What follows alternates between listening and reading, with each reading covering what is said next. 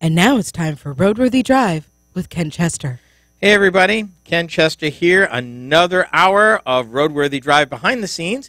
The usual suspects are in the studio. Jack, my executive producer. Hello. Sasha, our social media diva, and myself. In breaking news for the hour, Volvo's going head-to-head with Tesla in a new plant they're building in China. And GM, as if you needed this, is bringing e-commerce to the dashboard. We'll explain what that means, like you needed another distraction. For our topics to discuss, Ford is trying direct sales with Chinese-based Alibaba, and you're going to hear from what I call from the freight desk. We're going to talk about a couple of developments, one an app, the other some technology and some new over-the-road trucks that I think is worth talking about. And then finally, for our last segment, we're going to talk about what I call the Germans electric. We're going to talk about some happenings with VW, and believe it or not, Porsche. And I think you're going to find a couple of icons that are going electric, which I think is going to be pretty interesting. And that's that and more, and our usual craziness right here on RoadWorthy Drive behind the scenes. So glad you could be with us. I'm going to stop you for a You second. are. What are you? Yes. Yes. What? Alibaba. Why does that sound like that Disney movie with Robin Williams? It's not. It's the largest. It is the largest retail online system in China. Oh. We'll talk about that. Okay. So literally like a genie in a bottle. The genie's been let out in the billions of dollars. Wow. Oh, yeah. 11 minutes, sir. 11 minutes, sir. Let's and do it when let's you're get ready. this party started. I'm all for it. Do you want to go faster? Yeah!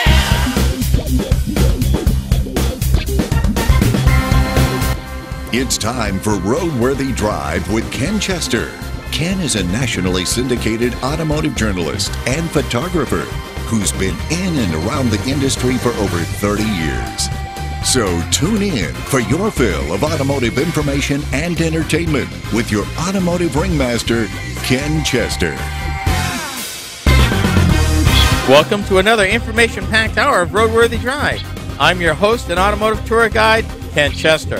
Thanks for tuning in to our regular visit and to receive the latest in automotive news, technology, and consumer information that you can use today. I have taken upon myself to equip you with what you need to know in a way that's easily understood and immediately actionable. I consider it my personal mission to be that voice of understanding and reason in a world of rapid technological changes. So set your calendar so we can spend this time together each and every week. I promise I will make you a more efficient consumer. Now later on during this segment, Volvo goes mano a mano with Tesla, and GM brings e-commerce to a dashboard near you. And that's in breaking news. During the next segment, or segment 2, Ford teams up with China's Alibaba to sell cars in a new way. Later in the program, you'll hear from the freight desk as I bring you up to date on the trucking front. All this and more right here for this hour. You can become actively involved in the conversation at hand. Call or text the RoadWorthy Drive line, that number 872-222-9793, and that's good anytime, 24 hours a day, 7 days a week. If you would rather send me email, my address is ken@roadworthydrive.com. Either way is great to ask a question, share a comment, offer some insight, or even suggest a future topic for a discussion. I'd love to hear from you. Now, we practice what we preach here at RoadWorthy Drive in studio when the show is underway. Both hands are on the controls, cell phones are muted, and full attention is paid to the trip at hand.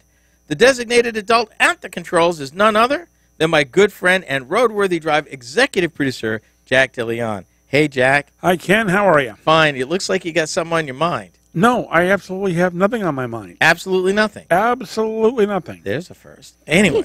You be nice over there, or I'll turn your mic off. Oh, my goodness. Okay, Ken, question. Yes, sir. Volvo is taking on Tesla directly. Yes, sir. Okay. They are repurposing a brand that they call Volvo Polestar. Now, up till now, Polestar was sort of their performance brand. Okay. They would produce some of those under that brand. The one I'm thinking of particularly, they had produced a Volvo S60 a number of years ago in blue. Thing was fast. I mean, really fast. But now, Another car you had to apologize to? No, didn't apologize to this one, just drove it. Okay. In any case, they are developing let me get this straight. They are recasting this nameplate as a performance electric car brand. Okay. Okay? They've broken ground on a new factory in China where they're going to build these cars. Okay. And, in fact, the facility is aptly being called the Polestar Production Center. They want to develop hybrid and fully electric cars that will have the Polestar logo and not even a Volvo logo. And they've even transferred some of Volvo's leadership to the Polestar organization. So it's going to be a brand within Volvo, but kind of a standalone brand to make a name for itself. Okay. What could this mean for Tesla if a major automotive automaker? Well, let's look at the track record. Right now, the two companies that seem to have a grip on getting vehicles out there in a production stored away other than Tesla is General Motors and Volvo. Remember, we reported here, I believe, a couple of shows ago where Volvo made a deal with Uber for 24,000 fully autonomous vehicles to start delivery sometime in 2019. Right. So they're there. They're making the progress. Now, they offered back last year, Volvo offered a couple of visual concepts of their new fully electric car. One was a sedan, the other was an SUV. Now, they called the sedan Polestar 2, and they said flat out that all-electric sedan will be a direct competitor to the Tesla Model 3. As in pricing too? Yeah, they're looking at pricing the vehicle between $35 and $40,000, and that's the same price not only as the Model 3, but the Chevy Bolt.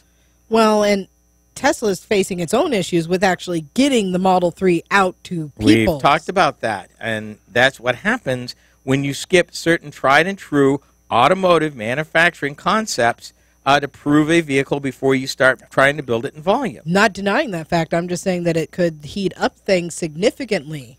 Well, they're looking at also, in this brand, building a fully electric SUV that could end up being competition for Tesla's yet unbuilt Model Y. And without the weird Y doors that... Well, remember, you're thinking about the Model X that's got the weird one. Yeah. Model Y hasn't been built yet. He's waiving that as in the intermediate future. But now, the first vehicle they're actually going to build, what they're calling the Polestar 1, is a plug-in hybrid. But check this out. They plan to produce 500 cars a week at the new facility that should be done by mid-2018. And this is an aggressive schedule. But my money's on Volvo. When they say aggressive, they're going to make it happen because they got years of building vehicles. So they're not starting from scratch. And they're going to build it right. Absolutely. They're going to do a body in white on it. Yes, sir, they are. And those are coming from China to be sold in America? Just like some of the Volvos are now. The S60 is built in China. Right. The S90 is now built in China. Is now built in China. Yeah. GM's top-of-the-line Cadillac hybrid, the CT6 hybrid, is built in China. Yeah. So this first plug-in, get this, 600 horsepower as a gasoline hybrid. It's two electric motors alone are 218 horsepower, and it can go 93 miles on a single charge. Yeah. Well, it's a hybrid. So as they start to get the battery technology right, I expect that to go up something wicked and quickly. I need it at least 250. Yeah. Well, yeah, I think there's a lot of people there that feel that way too. Now, Ken, let's get to one of the other things in this segment that bothers me. Okay, go for it. GM brings e-commerce to your dashboard. Mm-hmm. Again, what I always say, what could possibly go wrong? Yeah, well, let's stir this pot while you've got the heat on it. Let's go. We're talking about this new technology being launched on vehicles built now. 2017s and 2018s right now, starting a couple of days ago, December 5th. Really? No. Really. I was thinking that this was something for autonomous vehicles. No. GM Marketplace is available. If you own a 2017 or a 2018 GM vehicle, you have access to this thing. And may I say, rolling out the new technology on millions of existing 2017 and 2018 GM vehicles. Do I have to have it? That I'm not sure. It's called Marketplace, and it links drivers to vendors like Starbucks, Dunkin' Donuts, and Priceline to place orders while on the road. Here's my problem with the thing. Hello. I quote, hold on, wait a minute, hold on. The service, okay, wait a minute. GM service, and I quote from the factory, which is made for use while driving, is initially limited to about a dozen vendors. But the automaker wants to add other brands and capabilities as it expands the service. In the words of my executive producer, what could possibly go wrong? Okay, so let me just see if I'm envisioning this correctly. I'm driving my brand new car. I'm going down the road. In your pickup. In my... Yeah. And I am going down the road, and as I approach maybe 5 blocks out, a McDonald's flashes on my dashboard saying that they've got a special going on right now for double Whoppers. I continue a little bit on further. KFC's new lunch deal going on. Are you feeling a little hungry? Maybe they actually break into my radio, and so their nice little commercial plays over. Take the next left. Well, let me help you. GM, Starbucks, Dunkin' Donuts, Wingstop, because you got to have your wings. Yes, you do. TGI Fridays, Shell, ExxonMobil, Priceline, Parkopedia, which I think is going to be popular, allows drivers to find, reserve, and pay for parking all at the click of a button. Applebee's, IHOP, and Delivery.com are the merchants with this thing launched. I think Park.com is going to be, Parkopedia is going to be phenomenal. Well, here's the thing that our listeners should know. Miss Sasha is now wearing the carpet down. She is pacing. She is pacing because she feels the same way that I do. We do. Because it's, again, we're back to what did we talk about before? In our liabilities. Speed and distracted driving. Yeah. And what could possibly go wrong? The question I have now a list, number one. Yeah, I'm sure you do. The big question is there liability now to General Motors if I'm using the system and I'm in an accident? I've got one other thing, though. Real quick. Of course, they're going to be able to sell this because people are going to get the entire package just for that parking app. Next up, Ford explores direct sales with China's Alibaba. Later, stories from the freight desk, trucking news. You are listening to RoadWorthy Drive with Ken Chester.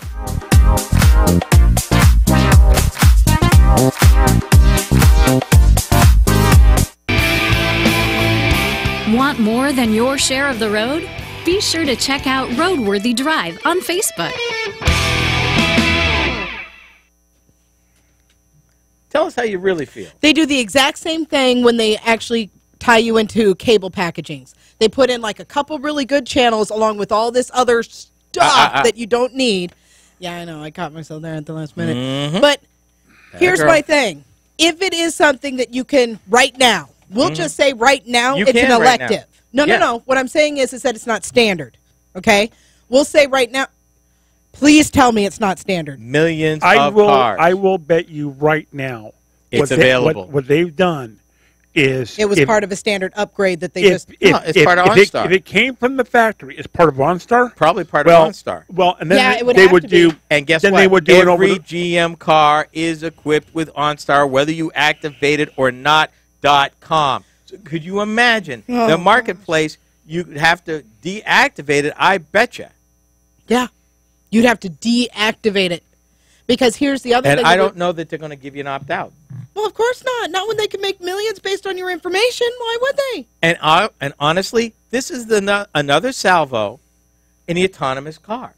Because if you get people used to it, when you get to the autonomous car, you're already plugged in. This is one of the things that there was a story on that where it was talking about in the autonomous world where now all of a sudden billboards are not going to be the main source of commercialization because you're no longer looking at the roads. Well, and it'll be in your car. Here's the other thing.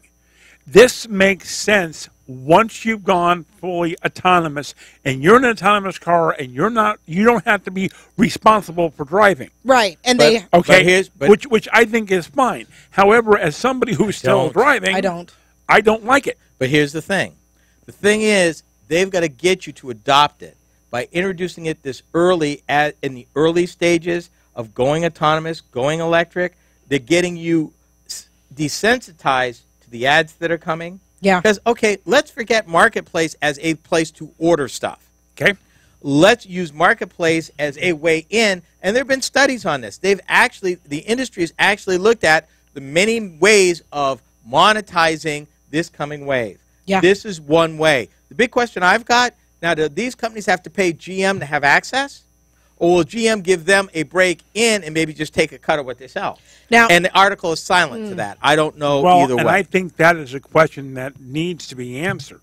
But, I mean, this goes into what you were talking about before, about what rights do I have as a consumer? I mean, if I'm in like an Uber autonomous vehicle, right? If I'm in like a autonomous vehicle that I'm merely renting for the hour, for the day, what have you, I don't own the vehicle, then you know what? I am susceptible to the advertising that is paying to keep my costs low. But if I own my GM vehicle, and I'm saying now, 10 years from now, 5 years from now, you do not get the right.com to try and sell me anything at all.com while I'm in the sanctuary of my own car. But here's the thing.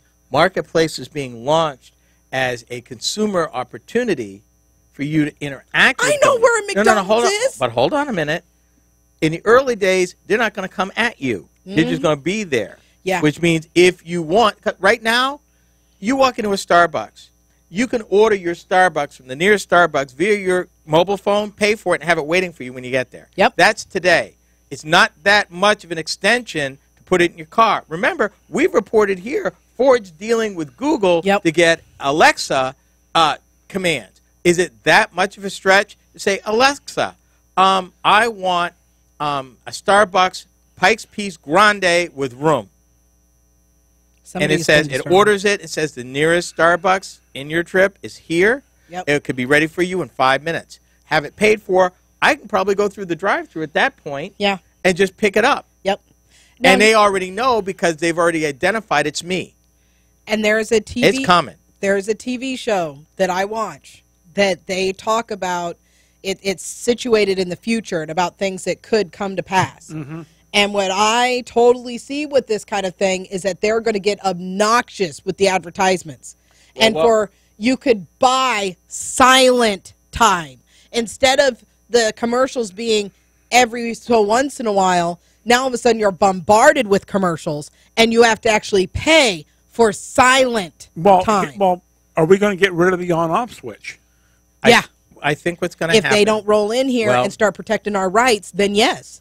What's going to happen is consumer clamor to the point where, because here's the other thing, that would be fine except for the problem that if you're constantly bombarded by advertising, constantly, you tune it all out. It may be playing, but you don't hear it. Yeah. Which makes it worthless. And the advertisers know that. Yep. So what's going to happen, one, it's going to, and we mentioned this last show, where advertisement will be pegged to different things, sites you go to, things you do. Like, for example, if you ordered Starbucks through your GM car, now it didn't come up to you, but you knew you could, you were nearby, that's what you wanted, you ordered it. Right. Isn't it, the next morning about the same time, if that's part of your routine, it won't suggest, should I order? And then who keeps that data? Well, and the other problem is maybe that morning I don't want coffee. And you can tell it no. But who is keeps that it data? going to ask you, or is it going to make the assumption? No, it's going to ask you. Yeah, it's just going like to it does ask now. you. But again, But it's going to bring it up because it feels, the system feels, if you have the opportunity, if I don't ask, it's a lost opportunity. I see where you are. 9 minutes, sir. 9 minutes. Yeah. Fun times people do. And here's your number 2, by the way. Yeah. and again, my No. question, Go ahead. who She ain't keeps hearing you. that data? Who keeps the data that a 36-year-old chick gets a coffee from Starbucks almost every morning, or 3 mornings out of a week, or 14 drops by mornings? Casey's on her way home. Yeah. 2 times a week. 2 times a week. Every Who other week. keeps that data? That should be my data, and it shouldn't be up for grabs. Well, I get it. contact your legislator. And Jack warned you, folks. We've got another dose for Sasha. We're just warning you. The vintage audio you're about to hear from an old commercial 1972. Yeah, we're just letting you know. And and we may have to go get a fan. Or something. Yeah, she's kind of wound this week. Yeah. Yeah. Okay, Jack. Are you ready, sir? Yes, sir, I am. Let's go.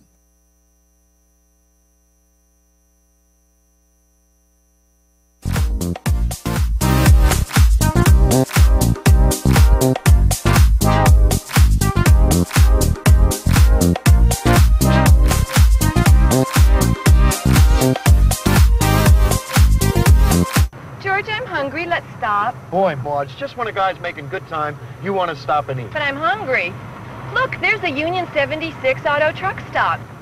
That would be a nice place, George. So's the place we're trying to get to. But if we keep stopping all the time... Well, let's at least stop for a candy bar. All right, Marge, you can have one candy bar, but I'm not moving from behind this wheel. Hey, this looks like quite a deal. There are Union 76 auto truck stops on most major interstates across the country. Each one offers facilities and service you just don't find at many other places on the open road. There's 24-hour automotive service, travel stores, and always plenty of good food. It's just another example of the spirit of 76. Can I get you some apple pie for dessert? Oh, Vanilla ice cream? Now that's the spirit. Anything for you, ma'am? No, thank you.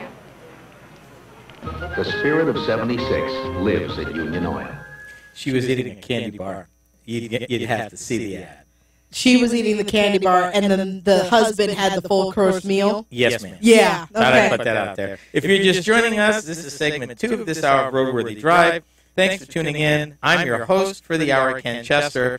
We're just letting Sasha respond to that particular ad and how far we think that advertising has come.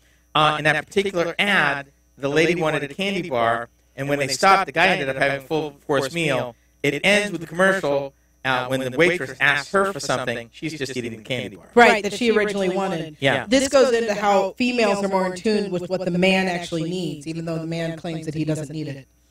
That's what this is speaking towards. Okay. Okay, we're going to discuss something else now. You think? Yes. I'm just blown away that it was Casey Kasem. Yeah, well, I love that voice. I know. Well, 1972 for that ad. In our quest to cover the goings-on across the vastness that is the American automotive industry, this week I turn my attention to the Ford Motor Company. Now, they've been often overshadowed by the goings-on of Tesla, General Motors, and some of the various tech companies, namely Waymo and Apple, and insert one here. But I should note that Ford was actually one of the first companies to acknowledge, and this is about 3 years ago, that their over 100-year-old model of individual vehicle ownership was broken and no longer sustainable. Ford was actually one of the first companies to embrace mobility as it plays out over the next 10 to 15 years. The Michigan-based automaker continues to make some news of its own in this evolving world of all things tech. Now, I'm going to start by saying the more things change, the more they stay the same. Ford is teaming up with this large company called Alibaba, their online retail arm in China. For those of you that never heard the term, they are to China what I would argue kind of a combination of what eBay and Google are in the United States. Okay. They're big, they're popular, and they generate a lot of money. One of the things that they're looking at developing, Ford and Alibaba, is a new retail concept called, and I quote their words, the automotive vending machine, a multi-story parking garage that resembles a giant vending machine to sell directly to consumers. In the words of Jack, what could possibly go wrong? Didn't we do a story about one of those in Texas? Well, we may have talked about it from a used car standpoint. Yeah. But this is completely new. See, Ford tried going direct to consumer in the United States. Yeah. Their auto collection, this is about almost 20 years ago, it failed miserably. Miserably. Ford ended up selling all the dealerships they bought. Oh, wow. Oh, yeah, it was bad. Forced out the guy who was in charge of Ford, Jack Nassa, at the time. Oh.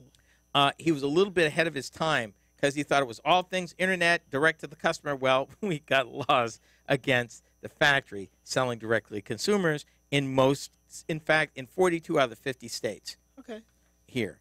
What Ford's really trying to do is look at new ways explore some new ways of how consumers purchase and own their vehicles, and trying to leverage retail channels to identify new retail opportunities.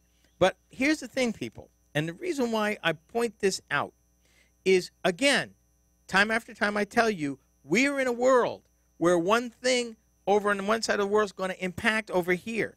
If Ford does that and is successful with all the changes that are coming over the next 10 to 15 years, the way vehicles are sold, if vehicles in fact are still sold, which they will be, but that number is going to drop, Yep. it may very well endanger the dealer franchise model we have in the United States and that are protected by 42 states. Tesla's tried to break that model with lawsuits across the country to sell direct to consumers. They've been successful in some states, but not all. But those days are numbered. Even Bob Lutz, who's an industry leader, retired now, but has been in the industry for years, said the good times are over. He said that to the dealers. Then why in the world are the, quote, automakers making their dealers throw all this money into brand new showrooms right now if this is going to end? Well, because right now you got to deal with today and you got to deal with tomorrow. And actually the push to spend all that money has been going on for 15 years. And it's part of that. But the problem, it is a very capital-intensive business, whether you are building cars, designing cars, or selling cars. It costs a lot of money. And you can't stand still. You can't just be, okay, we're just going to build trucks and SUVs like one company and think that's going to be okay without all this other stuff. Alternative fuel vehicles like hydrogen and batteries and electric and autonomous vehicles. They're all interconnected, but yet they're all different. And then the whole concept of mobility. What does that even mean? There's so many ways and so many ways that if you are getting around in the world in the next 15 years, you're going to have so many more choices that don't necessarily require you putting money out to own four wheels. And chances are they may not be gasoline anyway. So that's the short answer to your question, sir. But what they're also looking at doing, and really it's bad, to me, it's bad for dealers. What works in China could be preparation to challenge the U.S. dealership model in coming years. That's my take on it. Because in some of these models, what they're looking at Alibaba, you would purchase it online, but the dealer would deliver it. But that's not the only thing they're looking at. They also admitted these cars could come directly from the Ford Motor Company and put the dealers out.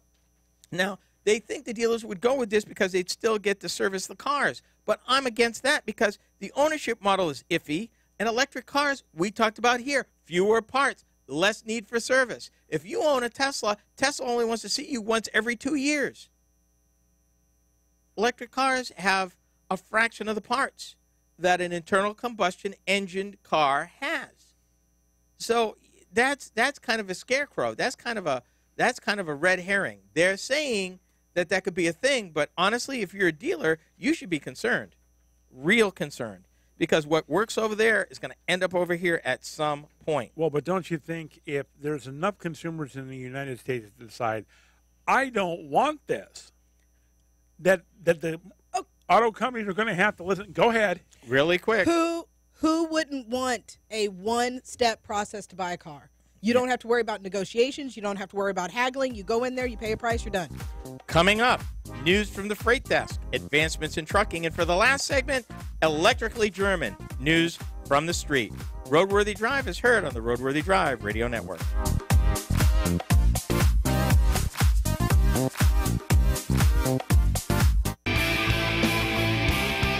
Roadworthy Drive. Like us on Facebook.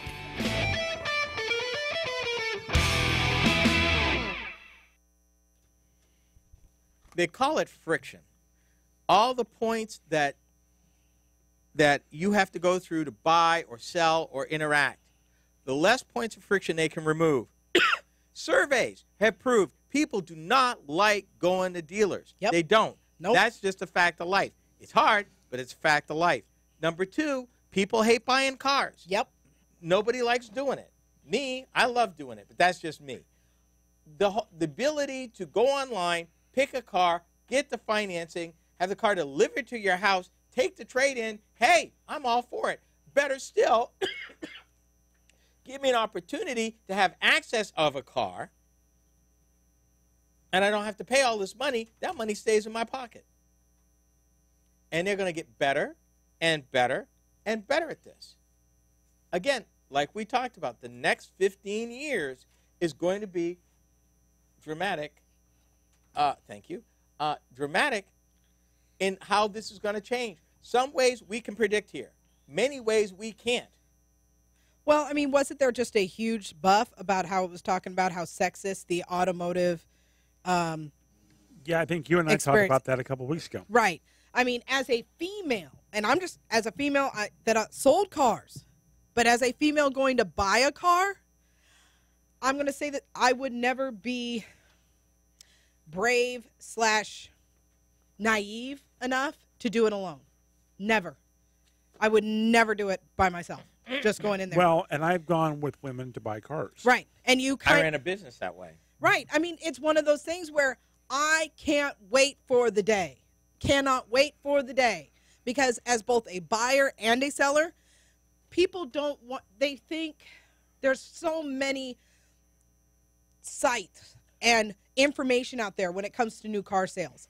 You know, you could go to one site and it will tell you what people in your area spent for that exact same car. Right. TrueCar. And you know, Car Gurus. Right. Is a and whole they will come host. in there, and buyers will come in there with this information thinking that they're just going to roll one over on, you know, the dealership. And the dealership has to try and make $1 with all of this information out there. And then people, by the same breath, complain that dealerships try and roll one over on them. You know, you can't get top dollar for your trade and bottom dollar for the car that you're buying. You just can't. That's not fair. But part of that, as a buyer, but part of that problem, Sasha, is that the average person is ill-equipped and not prepared for the reality. Yep. Now, part of it, most auto dealers I've dealt with are fair, hardworking people trying to make a buck. Yep. Okay? You do fair by them, they do fair by you. In the words of one of our officials, there's plenty of blame to go around on both sides. Yeah. There really is. Most people are unrealistic about their situation. Other people are unrealistic about what they owe. The dealers are unrealistic about maximizing their dollar. Yep. But in every case where I've been involved, if my client has been prepared financially, we can make the deal in 10 minutes. The dealer makes a little bit of money, my client saves a lot of money, and everybody goes home. It's been a fair deal. And the thing I would love to see is for you to take him with you when you go buy your new car. I probably will. I will. Because what I would love to be a mouse in the corner just to watch this guy work. Now, when I actually go, like I've got it prepared, when I actually go and I buy my new vehicle, I'm going to go in once, just me. Not say what I'm doing, nothing. Once, just me. And then I will go in once with a gentleman. Here's the thing. It's a completely different experience. Oh, it is. Oh, I know. But here's the thing. Most of the homework I do before I ever set foot in that place. See, and that's the other thing. I mean, I haven't even narrowed down what I want to buy yet. When I used to represent a client in my purchase consulting business, we had the numbers down cold. We just didn't show our cards. I instructed the client of how that was going to work.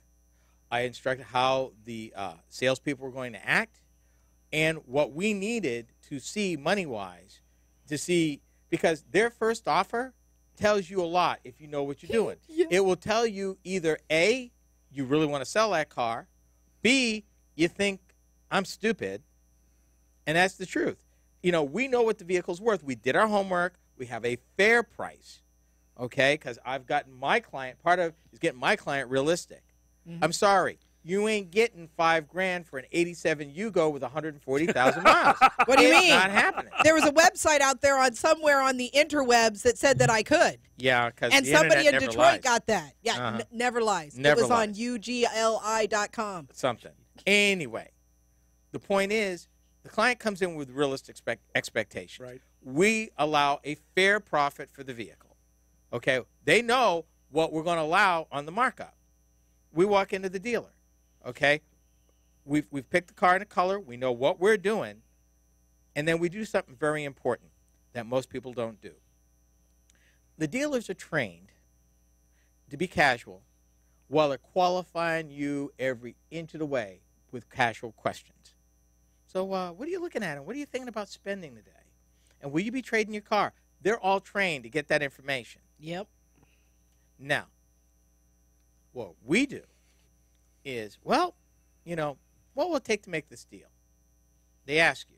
Why? Because you're about to shoot yourself in the foot. It would take it free. I will take it for free, and I get to keep my car. I'm a realist. Sasha's a dreamer. Although I would love to see the reaction on the salesperson's face. They'll laugh. Oh, we can't do that. And it's a waste of time. If you want to make a good deal, you got to be serious. You got to be prepared. Okay? It's not the time to get all funny, because what you've just done is says you're unrealistic. Now you're putting in their hands, and you didn't even realize it. You come in and said, I'm ready to buy a car today. Why don't you give me your best offer?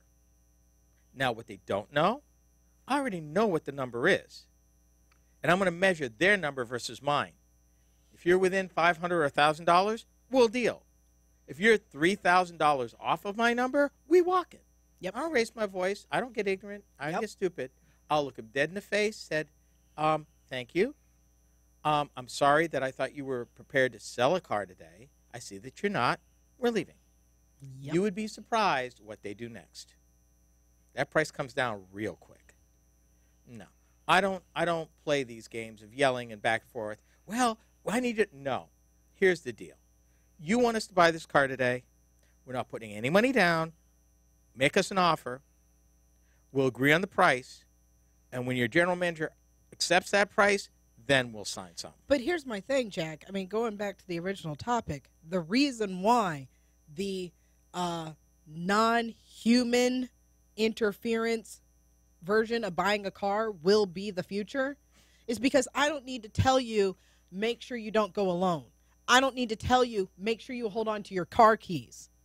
So that way they don't hold your car for ransom while they're trying to push you into this car. You don't need to do any of that.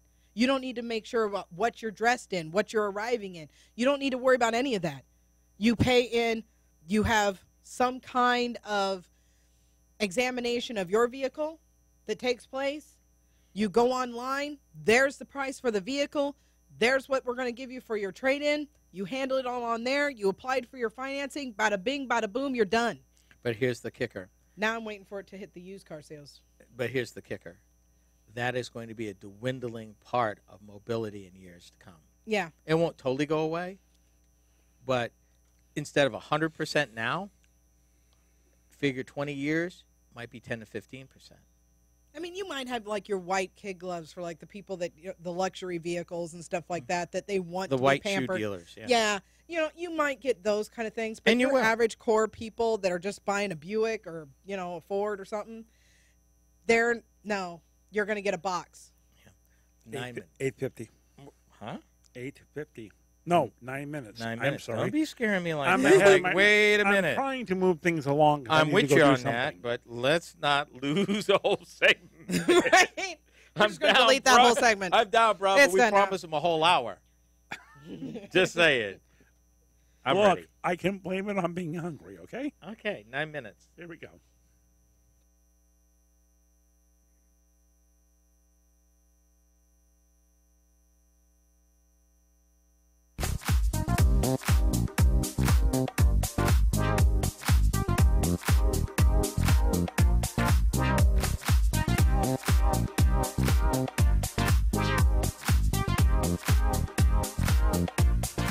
This is the next to last segment of this hour of RoadWorthy Drive. If you're just joining us, welcome. Come on in and pull up a chair and make yourself at home.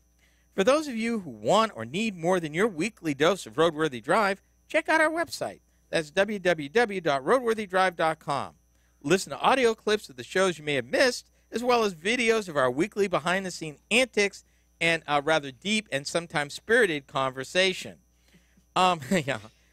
The website also has the times when you can watch us live. The website's also a great place to discover where and when and we are doing across the universe of social media. Sasha is our social media diva, and she keeps things interesting and entertaining during the week. See how she keeps the social in our social media. Now, trucking. It is said that pretty much everything we touch, use, or consume in our daily lives comes to us in a truck. Actually, the percentage is 80%. of what we interact with comes to us on a truck. To be truthful, we've shared news with you over the months here at RoadWorthy Drive on some of the goings-on in the trucking industry, from the looming driver shortage to the first self-driving tractor-trailer rigs. This week's news from the Freight Desk talks about a brand-new tech Volvo is putting into their trucks and Amazon's new app designed to automate part of the delivery by truck processes in and out of warehouses. Sasha, we have a freight desk. We Freight do desk. have a freight desk. Did they put that desk next to you? No, actually, I've got my own corner office. I share space. Yeah. You have an office. I have a space. Yeah. Well, you need to bite your coworker, and then you Yeah, I get your know. own. Yeah, I Is know. that how Go that on. works? Is that how that works here? Okay. Let's talk about Volvo's trucks, their VNL and VNR series, as they build the safest Volvo trucks ever. And what struck me is you would think that all trucks would have what Volvo's talking about here because it's been in cars now for, some of these things have been in cars now for 15 years. Are we talking airbags? Let me expand this. Okay. Because Volvo's goal, and they're talking about trucks now, we aspire to zero crashes and zero injuries, protecting both drivers and other road users. They claim that their new trucks strengthen their leading passive safety features with active safety innovations. Obviously, high-strength steel, the cabs are built, because I've seen them built with other things, and that makes sense. And that they exceed both Volvo's own Swedish cab safety test and some other rollover requirements. In other words, God forbid you're a trucker, go off-road in this thing, chances are if it's in a Volvo, you'll live to tell about it, compared to some of the mashed-up cabs we've seen on the news down through the years. Yep. Now, here's the kicker. These new trucks, and I quote, feature the industry's only standard driver's side airbag. Why in the world wouldn't you have that already? That's my thought. Wait. It said driver's side. Did they already have passenger side airbags? No. Okay. I mean, honestly, other than owner-operators, how many people you've got in your cab at any I one was just time? curious the way that you worded it. I just wanted to make sure that The operative word was standard. Why Standard. wouldn't they? I know. Well, that's the question that I've got, especially when, and you're right, with the owner operators, there could be two of them. Right. But I've also seen trucking companies that run teams of two. Yeah. To go farther. Right. But again, I've said this before. I would like to know the number of how many injuries there are in trucking accidents because somebody's sleeping in the cab and gets thrown out of the bunk. Yeah. Well, that could be messy. Yeah. Here's another thing that they've got that they've had on their trucks since 2007. They call it Volvo Enhanced Stability Technology. It detects imminent loss of control, jackknife, or rollover events. It automatically reduces engine torque and selectively applies braking to keep the truck on course. It's been standard on Volvos since 2007. Wow. Yeah. They also have something called Active Driver Assist, which includes what they call Bendix Wingman Fusion, a complete camera and radar-based collision mitigation system that is fully integrated with Volvo's driver information display. Volvo is the first heavy-duty truck original equipment manufacturer to offer it as standard equipment. Here's one thing for you, and we talked about this. Folks, brake-checking 18-wheelers? Yep. The Volvo Active Driver Assist also integrates an optional lane departure warning system with, wait for it, a data capture capability. In other words, they will capture what happened at the time of the crash. Okay. Let that sink in. Well, a lot of the semi-drivers now, they actually have those dash cams that are facing outward because, these drivers were losing their licenses because, car drivers were being rude. Rude is being polite. Well, yeah, that's being very being polite. Radio-friendly language, yes. Yeah, radio-friendly Yes, language. we need that. Okay, let's change gears a little bit. Let's talk about Amazon. They got their fingers into everything. Everything. The word you need to know today is Amazon Relay. Amazon Relay was quietly launched as an app to help truck delivery drivers get in and out of warehouses faster. Basically, they actually rolled it out late last month because, we on top of this stuff. and it's available on Apple and Android devices. Drivers enter cargo information into the app, allowing them to check in with a QR code and get through the security gate, avoiding the manual process of badging in. Even at some warehouse facilities, Amazon has built special relay lanes according to the app page. Why does this matter? I'll tell you why it matters. With the increasing number of trucks, the decreasing number of available drivers, what we're seeing a trend now of large warehouse facilities being built around major cities, including ours. Yep. You're getting to a point where they're literally building the infrastructure for autonomous terminal-to-terminal or warehouse-to-warehouse facilities. If you can do that all online, checking in and out of the warehouse with no mistakes, then it actually solves a problem that our truck driver who looked at the Tesla Semi had, being able to roll down a window and pass papers. You wouldn't need to with this. That's right. And I thought about that in a minute I read it. And the other thing, too, is most of us know, if the truck ain't rolling, you're not making money. Amen, brother. And in an autonomous world, that truck never stops. Now, they said that while it's got a narrow application today, it's the first connection point between Amazon and potentially millions of truck drivers, a job that's become one of the most common in the U.S. Now, Amazon is reportedly looking into other services as well, including an app that would match truck drivers with cargo shippers. Now, I'm taking issue with this article because we reported on that over a year ago. Right. I remember that specifically. Yeah. So they're doing more than looking at it. They're testing it. Now, Amazon is trying to become a freight company in its own right with buying dozens of tractor trailers, cargo planes, and actually minority stakes in a couple of cargo airlines for its Prime Air service. Plus, they've launched new delivery services like Amazon Flex to do the package shipping on their own. Yep. So all I got to say is FedEx and UPS, watch out. Amazon's in your rearview mirror. That's what's coming. Now, when we come back for our last segment, iconic German models electrified. This is Roadworthy Drive.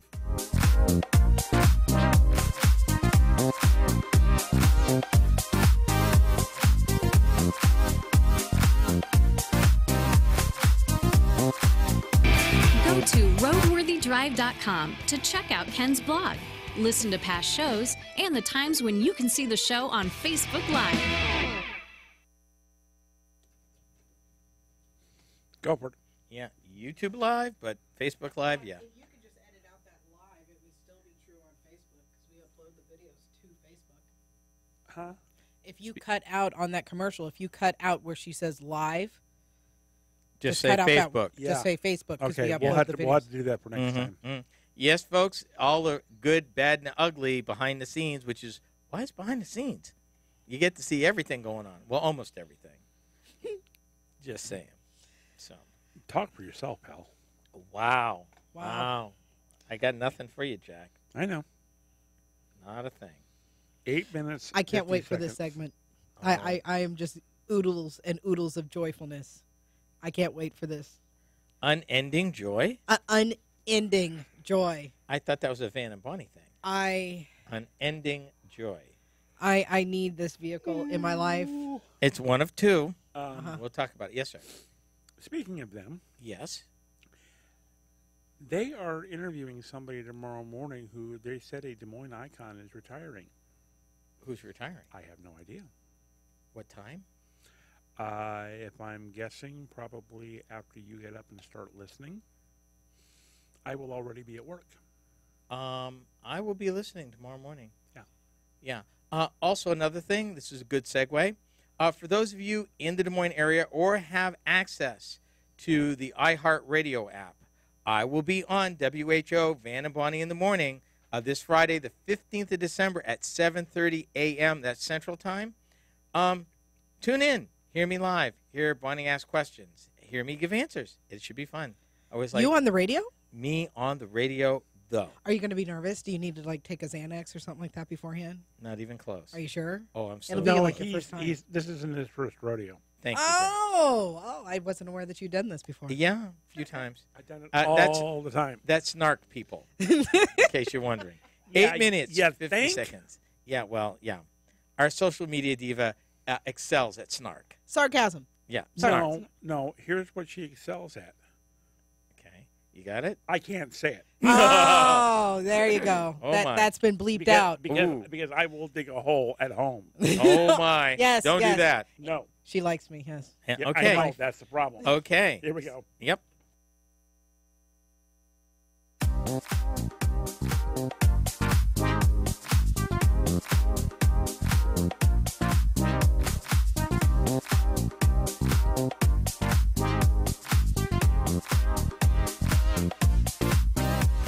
This is the last segment of this hour of Roadworthy Drive.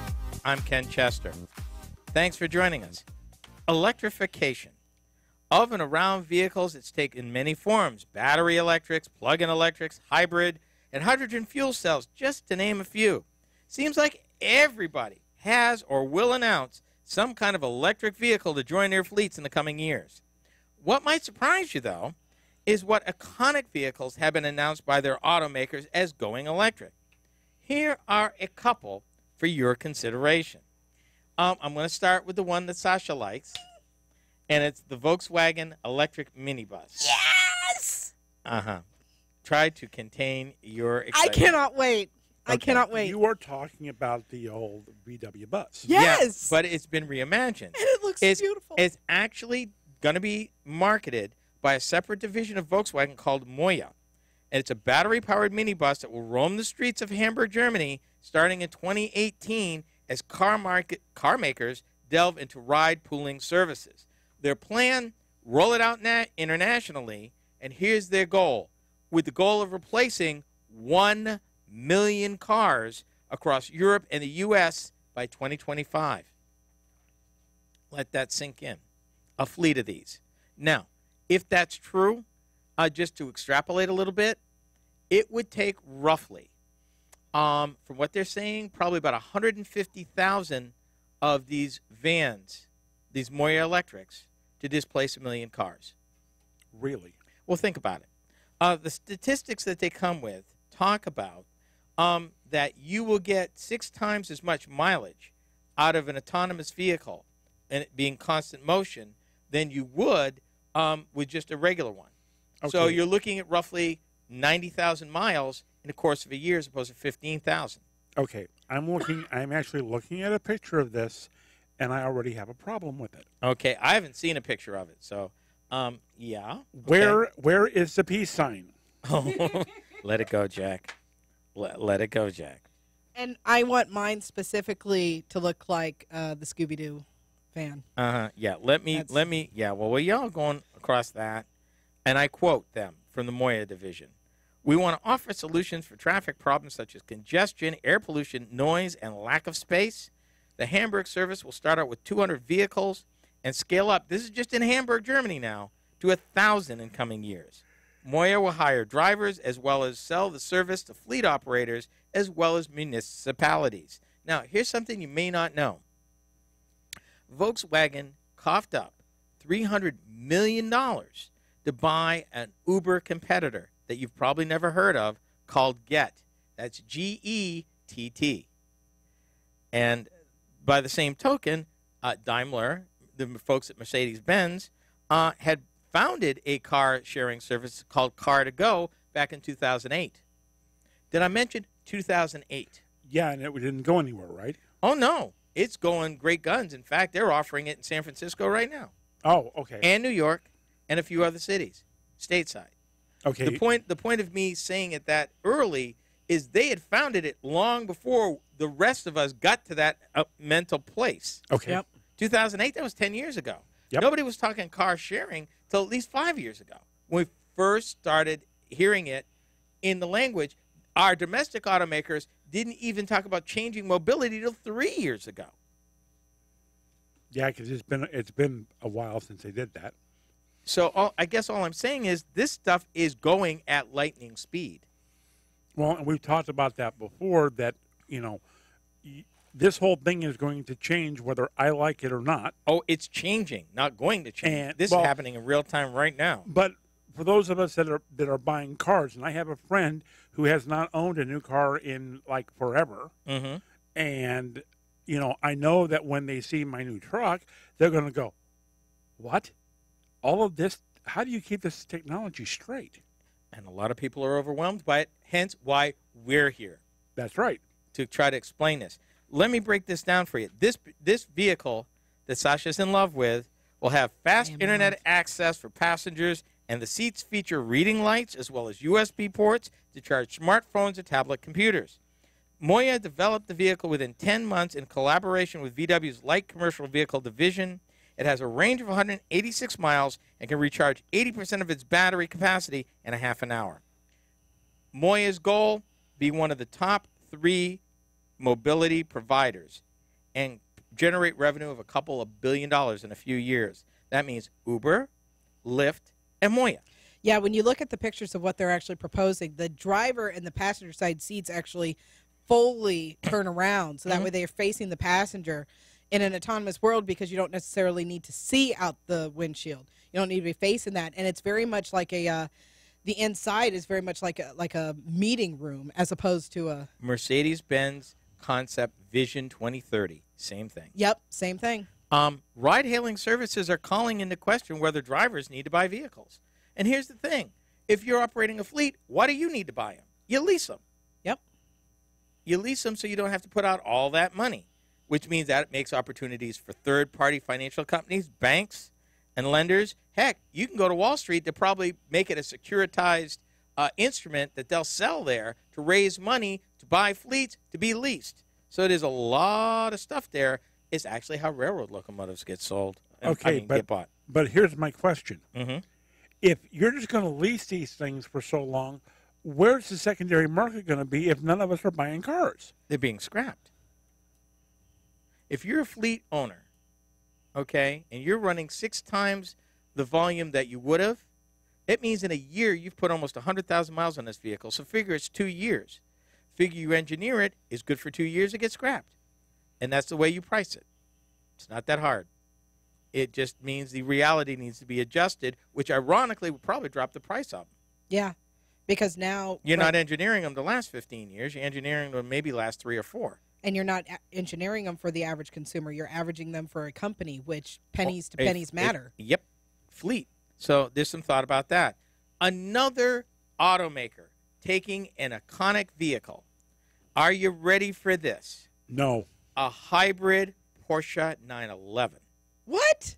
Yes. Oh, come on. That's sacrilegious. I know, right? I got to agree. But here's the thing.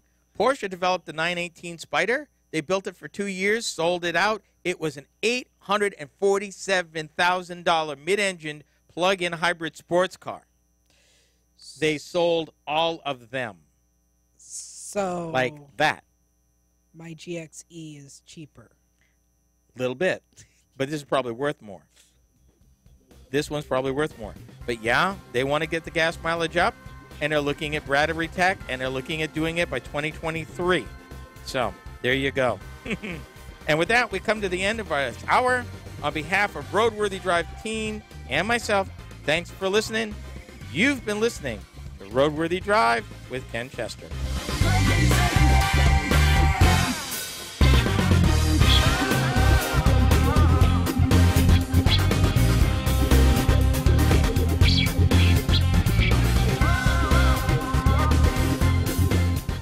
RoadWorthy Drive with Ken Chester is a copyrighted presentation of the RoadWorthy Drive Radio Network. Any rebroadcast, retransmission, or any other use is prohibited without the written consent of the Motor News Media Corporation.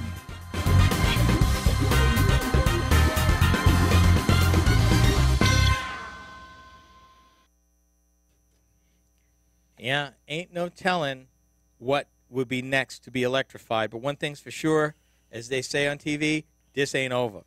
On behalf of Jack, Sasha, and myself, we're sure glad you spent this hour with us. Be sure to tune in next week when we do it all again. Thanks for watching. This has been RoadWorthy Drive Behind the Scenes. See you later.